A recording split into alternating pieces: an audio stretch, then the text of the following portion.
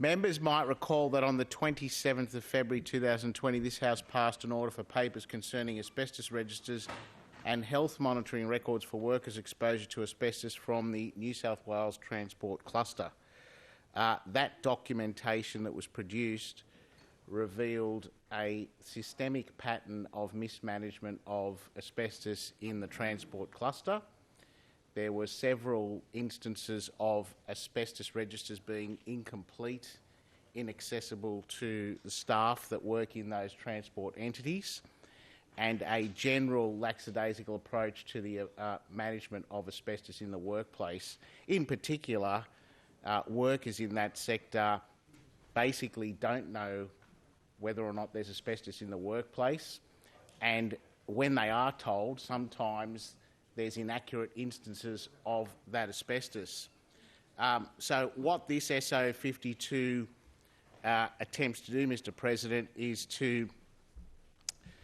see whether or not that parlays into iCare's management of workers' compensation claims associated with that exposure to asbestos. Given the parlous state that we've come to understand about how iCare is managed in general, and the previous revelations from SO52s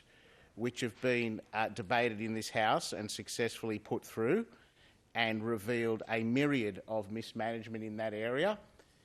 we justifiably have reason to suspect that there's also been mismanagement of the workers' compensation claims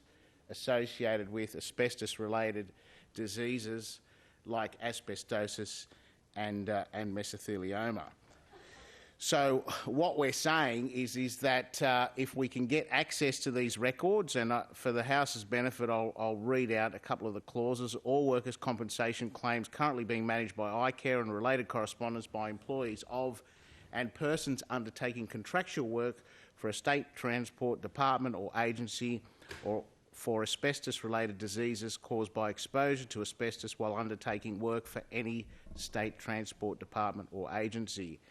and a document listing the number of people each calendar year who, as a result of the participation in a lung screening service, were referred to a medical practitioner for follow-up. And then it goes into asking for the minutes of the Dust Diseases Board on the 20th of August 2015, and all policies relating to the administration of asbestos-related claims by the Dust Diseases Board prior to its abolition in 2015. Mr President, the reason we've specified that is because prior to 2015, the Dust Diseases Board was quite a different beast to the parent board which manages those claims now. There was a more hands-on approach. There was a more collaborative, collegiate, industry-based approach where workers' representatives and employers' representatives were able to give input, and there was particular nuance around how asbestos-related disease claims were managed. And they were managed in a way which was more in touch with the human element of the particular case. Our understanding now is that the way iCare manages these asbestos-related workers' compensation claims is it's largely a metric based around a sort of a one-size-fits-all insurance-based metric. So what the SO52 is basically saying is we've reason to believe that workers have been exposed, significantly exposed in the transport cluster, and that previous SO52, which my colleague across the chamber has many times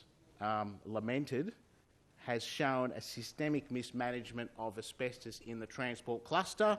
and we want to know whether those workers have also been mismanaged in their subsequent workers' compensation claims. So it's a very valid SO52. It's limited in its scope. It's very surgical, and I urge the House to support it, because we're talking about worker safety here, Mr President, and we're talking about systemic mismanagement both in the transport cluster of workers' exposure to asbestos, but also